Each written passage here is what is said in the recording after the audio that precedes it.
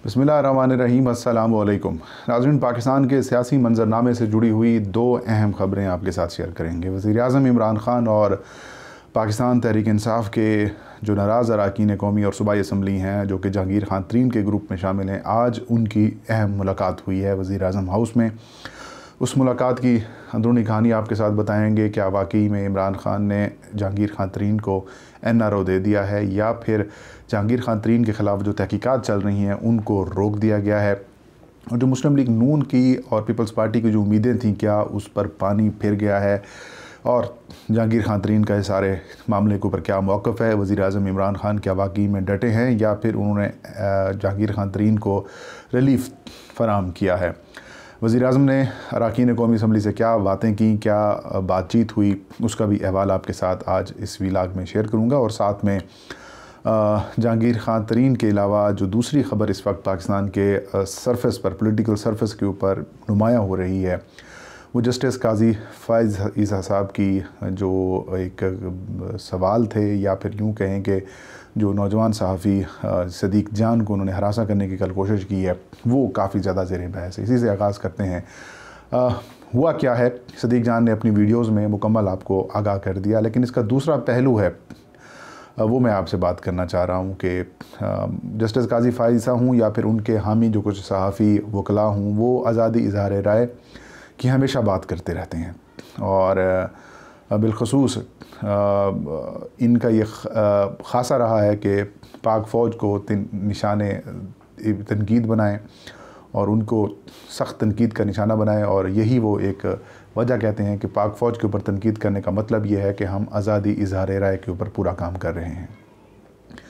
पाकिस्तान के आइन में नाज़रीन अदलिया और जो 19A है, उसके मुताबिक अदलिया और गैर मुल्की जो ताल्लुकात हैं जिन पाकिस्तान के ममालिक के साथ, उनके ऊपर, पाक फ़ौज के ऊपर या सिक्योरिटी एजेंसीज़ के ऊपर, या इसके अलावा जो इस्लाम है, पाकिस्तान की असास है, मुक़द्दस शख्सियात हैं वगैरह, इनके ख़िलाफ़ आप कोई बात नहीं कर सकते। ये आज़ादी इज़हार राय में नहीं आती, बल्कि ये किसी और को तकलीफ़ पहुँचाने वाली बात है। अदलिया के ऊपर बात हो तो तौहीन अदालत लग जाती है, पाक फ़ौज के ख़िलाफ़ भी बात होती है तो भी कार्रवाइयाँ होती हैं। लेकिन जजेज़ जो हैं वो बिलख़ुसूस जस्टिस काज़ी फ़ाइज़ ईसा साहब, जिनके ऊपर एक केस चल रहा था, उनकी आमदन से ज़्यादा सासाजात का उनकी मिसेज़ सरीना ईसा के हवाले से उनकी कुछ जो बैरून मुल्क जायदादें हैं, उनके ऊपर कुछ सवालात उठाए गए। हुकूमती रेफरेंस आया, सदारती रेफरेंस, जो कि बाद में सुप्रीम जुडिशल कौंसिल ने ही में उन्होंने फ़ाइल किया था, बाद में वो कैश कर गया। फिर एक रिव्यू पिटीशन आई, कल उसका फ़ैसला आया, 6-4 से उस रिव्यू पिटीशन को एक्सेप्ट कर लिया गया, और यूँ जस्टिस काज़ी फ़ाइज़ ईसा क्लियर हो गए। अब वो उनके ऊपर इल्ज़ाम था, वो केस ज़ेर समाअत था, उसके ऊपर बात की जा सकती है। इस वक्त वो ठीक है जज के ओहदे पर हैं, लेकिन बतौर मुल्ज़िम, या फिर यूँ कहें कि बतौर एक फ़रीक वो जज अदालत में पेश होते थे, तो उनके ऊपर क्रिटिसिज्म हो सकता था, तो उसको तौहीन अदालत नहीं करार दिया जा सकता। तो कल उन्होंने जो किया वो सीधा सीधा ये है कि उनको आज़ादी इज़हार राय भी सिलेक्टेड किस्म की पसंद है, सिलेक्टिव किस्म की पसंद है। मनपसंद तशरीह जो है वो कुछ लोग करते हैं, दोनों ग्रुप्स करते हैं, वो उनको पसंद है। और यही देखा कल उन्होंने नौजवान सहाफ़ी सदीक जान को अपनी तरफ बुलाया और उनसे उनका मज़हब पूछ लिया। मतलब वो क्या कह रहे थे, इसका मतलब ये कि काफिर हो तुम भाई, सीधी सी बात, इसका मतलब ये है। उन्होंने कहा जी अल्हम्दुलिल्लाह मैं मुसलमान हूँ। किस इदारे से? उन्होंने कहा मैं बोल्ड TV से हूँ। उन्होंने कहा फिर सच बोला करो। क्या मतलब? झूठ बोलते हैं आप? सारे झूठ बोलते हैं। मतलब सच वही लोग बोलते हैं जो आपकी लेफ़्ट राइट में, या जो आपकी फीडेड करदा स्टोरीज़ के ऊपर चलाए जाते हैं या चलाते हैं जो ख़बरें। मतलब ये एक बड़ा अफसोसनाक, और मैं ये कहूँगा कि स्ट्रॉन्गली सपोर्ट टू सदीक जान, और स्टे स्ट्रॉन्ग सदीक जान। ये जो ट्रेंड है वो नंबर 1 पे भी आ चुका है, और इनकी सपोर्ट करनी चाहिए। अगर आज हम ये नहीं बात करेंगे तो फिर एक तरफ़ा नहीं बल्कि दो तरफ़ा, जो दोनों तरफ से जो व्यूज़ आते हैं, फिर उनका मतलब यही होगा कि भाई किसी को भी आज़ादी पसंद नहीं है। दूसरी ख़बर के नाज़रीन बढ़ते हैं। आज का बड़ी हर तरफ ये टॉप स्टोरी है। वज़ीर-ए-आज़म इमरान ख़ान से तहरीक इंसाफ़ के नाराज़ अरकान ने आज मुलाकात की है, और इस मुलाकात में राजा रियाज़ रुकन कौमी असम्बली हैं, पहले पीपल्स पार्टी के MPA थे और सीनियर वज़ीर भी रहे, उसके बाद फिर अपोजिशन लीडर बन गए। जब मुस्लिम लीग नून पहली दफ़ा मुशर्रफ के जाने के बाद इक़्तिदार में आई, पंजाब में वज़ीर आला होते थे शहबाज शरीफ और अपोजिशन लीडर होते थे राजा रियाज़।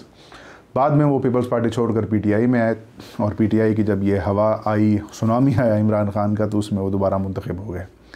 उनके साथ और बहुत सारे तकरीबन 9 के करीब MNAs थे और इतने ही इससे ज़्यादा बल्कि 21-22 के करीब MPAs थे। कुल 30 के करीब आज 29 से 30 ऐसे अरकान असम्बली हैं जिन्होंने वज़ीर-ए-आज़म इमरान खान से मुलाकात की। इस मुलाकात में गवर्नर पंजाब चौधरी मोहम्मद सरवर भी मौजूद थे, वज़ीर इत्तलात चौधरी फवाद हुसैन भी मौजूद थे और चौधरी फवाद हुसैन पहले ही PTI में जहांगीर खान तरीन ग्रुप के साथ हैं, लेकिन इमरान खान के साथ भी हैं वो, और इनमें दरमियान मीडिएशन के लिए भी उन्होंने बड़ी कोशिशें की हैं।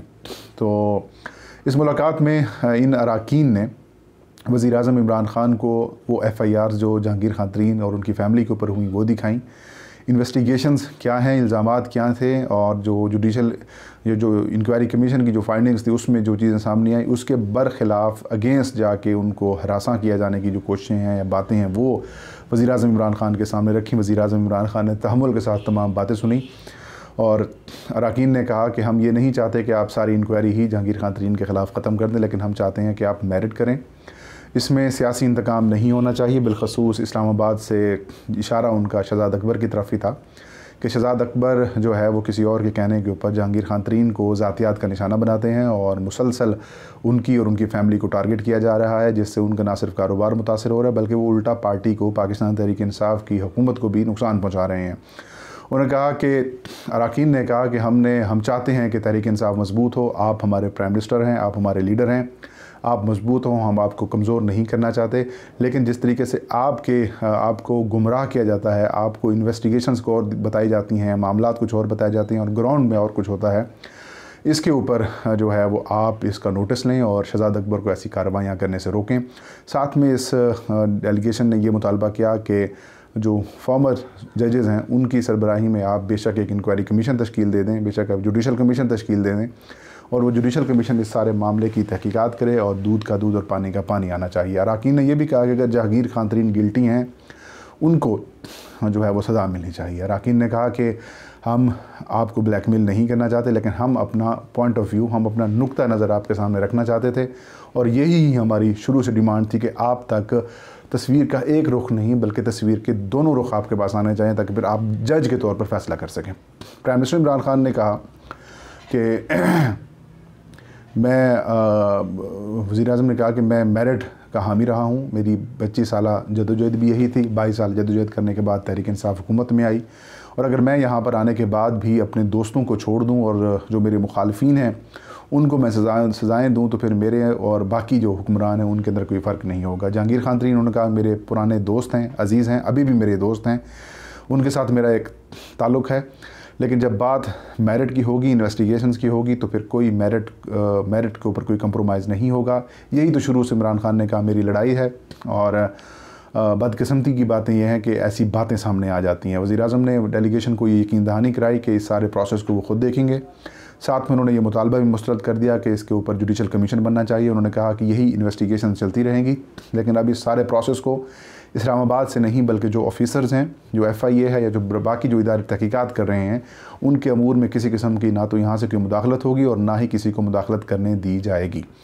तो किसी हद तक जो डेलीगेशन है उनके मौक़िफ़ को माना भी गया है और बाद में उन्होंने कहा कि आप सारे हमारे साथ हैं और इंशाल्लाह बहुत जल्द मुल्क में बेहतरी भी आ जाएगी, मौशी इशारे भी बेहतर हो रहे हैं, कोरोना की सूरत हाल के ऊपर भी हम जल्द काबू पा लेंगे और ये जो रिफ्ट्स हैं ये भी हम ख़त्म करेंगे और जल्द ही ये जो इश्यूज़ हैं ये भी सेटल कर लिए जाएंगे।